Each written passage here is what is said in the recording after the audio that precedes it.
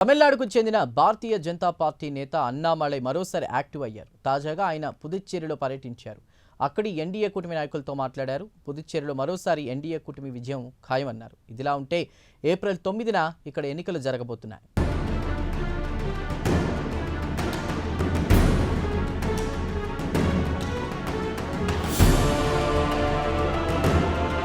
అన్నామలై తమిళనాడు రాజకీయాల్లో ఓ సంచలనం.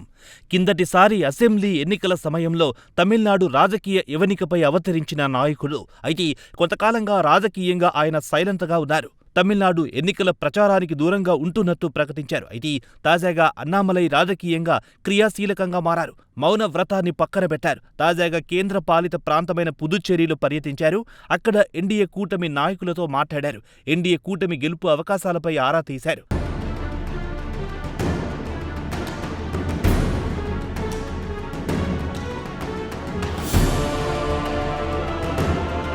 ఆ తర్వాత మీడియాతో మాట్లాడుతూ పుదుచ్చేరిలో మరోసారి ఎన్డీఏ కూటమి విజయం ఖాయమన్నారు. గత 5 ఏళ్ల కాలంలో ఎన్ఆర్ఐ కాంగ్రెస్, బీజేపీ కూటమి చేసిన అభివృద్ధి పనులే ఎన్డీఏ కూటమిని గెలిపిస్తాయన్న నమ్మకం తనకుందన్నారు. అంతేకాదు, దేశంలోనే ఎక్కడా జరగనంత అభివృద్ధి ఒక్క పుదుచ్చేరిలోనే జరిగిందన్నారు.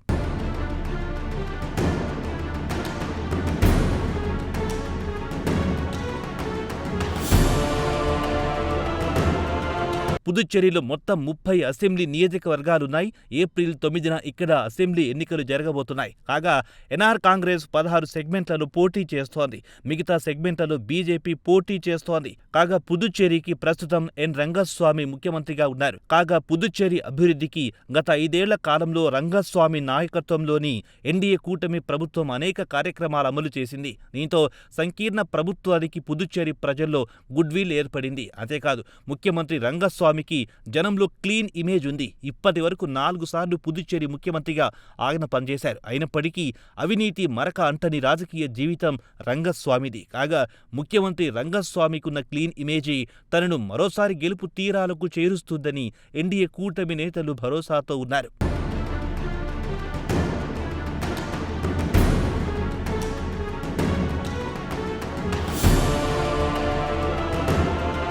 అంతేకాదు, కేంద్రంలోనూ బీజేపీ నాయకత్వంలోని ఎన్డీఏ కూటమియే అధికారంలో ఉన్న సంగతి తెలిసిందే. దీంతో పుదుచ్చేరికి ఆర్థికంగా ఏ అవసరం వచ్చినా కేంద్ర ప్రభుత్వం నుంచి భారీ ఎత్తున నిధులందేవి. కేంద్రం నుంచి అందే సదరు నిధులతో పుదుచ్చేరిలోని రంగస్వామి సర్కార్ అనేక అభివృద్ధి కార్యక్రమాలను పెద్ద ఎత్తున అమలు చేసింది. దీంతో సామాన్యులకు ఎన్ఆర్ కాంగ్రెస్, బీజేపీ సంకీర్ణ ప్రభుత్వం బాగా దగ్గరయ్యింది.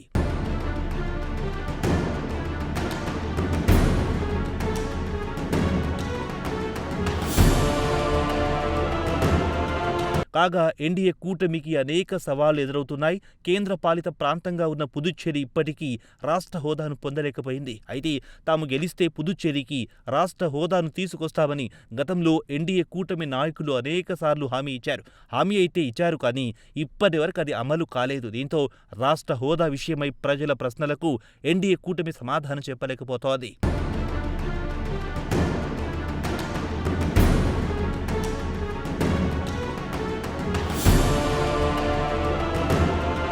అంతేకాదు, రంగస్వామి నాయకత్వాన గల పుదుచ్చేరి సర్కార్కు పూర్తి స్థాయి అధికారాలు లేవు.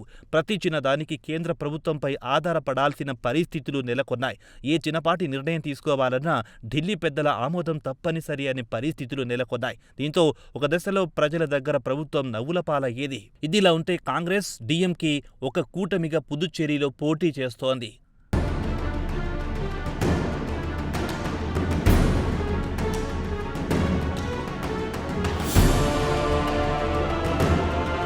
అయితే డీఎంకే నాయకత్వంలోని ఈ కూటమిని కూడా తక్కువగా అంచనా వేయడానికి వీల్లేదు.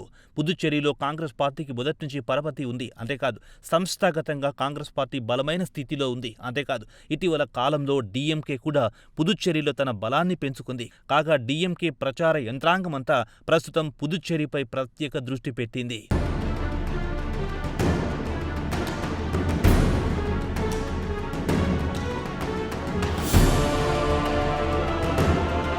ఇదిలా ఉంటే కాంగ్రెస్, డీఎంకే కూటమికి కొన్ని మైనస్ పాయింట్లు లేకపోలేదు. కూటమి గెలిస్తే కాబోయే ముఖ్యమంత్రి ఎవరన్న దానిపై ఇప్పటి వరకు ఎటువంటి సమాచారం లేదు. అంతేకాదు సీట్ల పంపకం విషయంలో కాంగ్రెస్, డీఎంకే మధ్య కొన్ని విభేదాలు నెలకొన్నాయన్న వార్తలు కూడా వస్తున్నాయి.